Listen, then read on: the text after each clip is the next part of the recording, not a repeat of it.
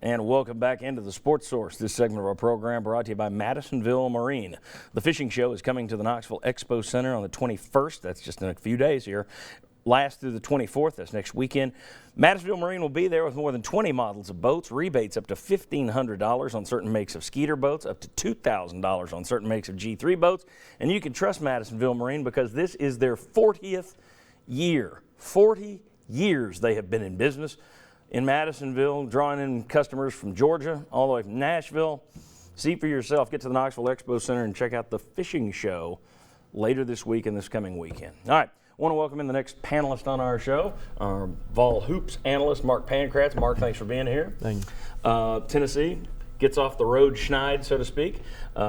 They get their first victory away from Thompson Bowling. They get their first SEC road win. Rick Barnes knocks off Ben Howland, so it's a matchup of two really successful coaches. Your thoughts on the Vols doing it, and they did it without Armani Moore. Your thoughts on Tennessee yesterday? Just impressive for me. They've developed a better strategic offensive game versus zone. We had much better movement. We were probing the defense initially. We weren't doing as much standing around. A lot of that has to go with Armani's out. So now you put a better shooter out on the floor. Balkman going 3 for 4.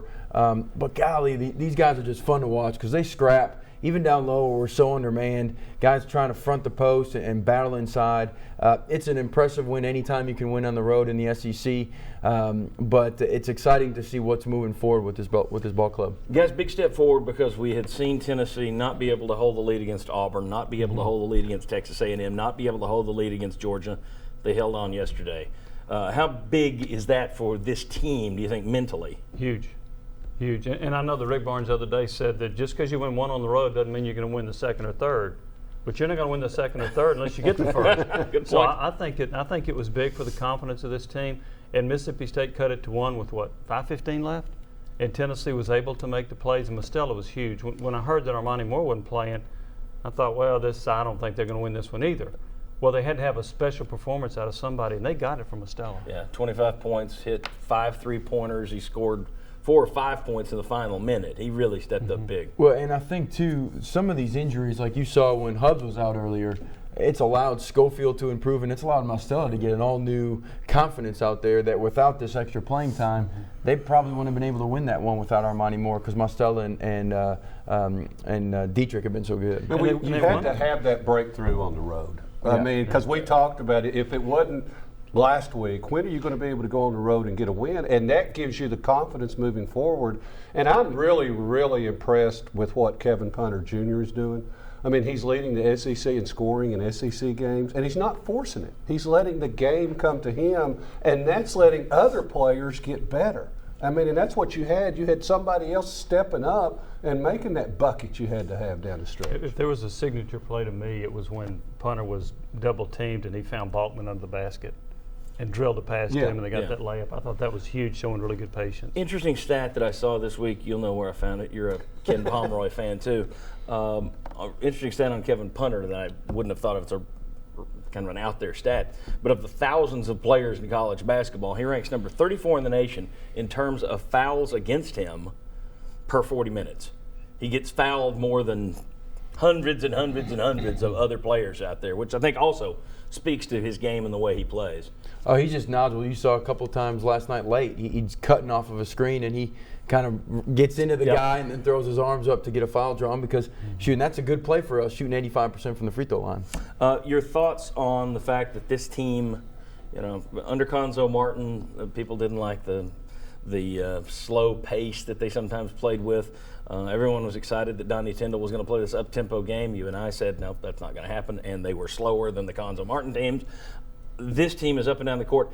Tennessee did not break 80 last year the entire season in basketball. No, didn't score 80. They scored 80 again yesterday. They scored 89 times this year. Not 89 times. They've scored 89 times.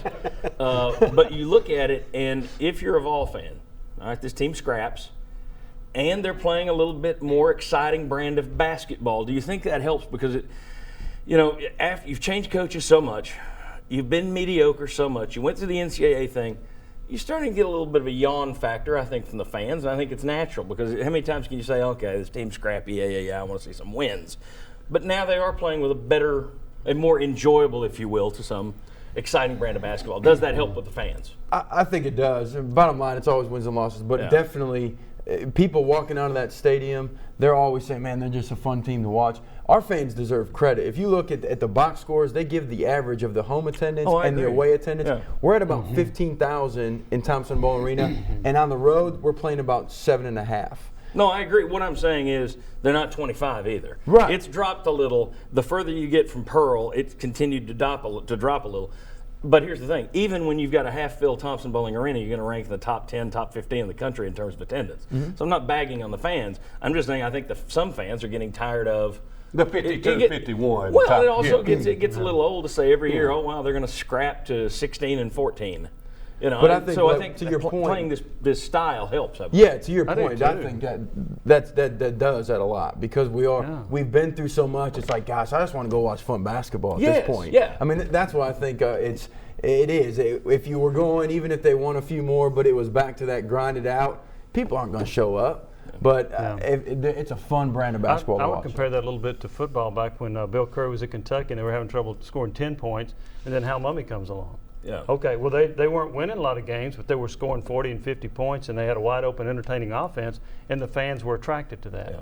I think, yes, and look, basketball's part of the entertainment business too, and I do think having an offense that can score helps attract fans to your arena. I agree. I think it also helps attract players too. I mean, when you bring somebody in to watch this team, you're going to have a chance to get up and down the floor and score some points. Now, the interesting thing is, in terms of using this, he's playing faster than he's ever played before. He's playing this way because he's got mighty mites out there on the court, and he doesn't have a lot of other offensive opportunity. I mean, typically he's got an offense that uses goes through the big men, and he's having to go up tempo this time. But still, when you're having a year where it's another, okay, are they going to even get to the NIT? I think it helps that one, you're scrappy. Two, you're playing up tempo. I think, and that's what people have been screaming for the last few years. Even people forget this. They were screaming for it the last 3 years of Bruce Pearl too. It really hasn't been this up tempo since Chris Lofton and that bunch got out of there. All right. When we come back, Mark, we're going to get a scouting report from you. Mark, of course, used to do scouting reports for UT when he was on the Bruce Pearl and Conzo Martin staffs. I've asked him to scout the Vols for us as an opposing coach would. That's going to be interesting. That's coming up. When we come back, though, we still got recruiting. It's back there. That's why I pointed back there. Still got recruiting to come. But we also next talk about Bob Shoop, Tennessee's defensive coordinator, was introduced this week. We'll tell you what he said, and we'll tell you if we buy it. Come on back. From East Tennessee to the Carolinas, no job is too big for Benedict Construction. Patios and decks, custom remodels, even custom homes. With a reputation for excellence, rely on the custom work of Benedict Construction.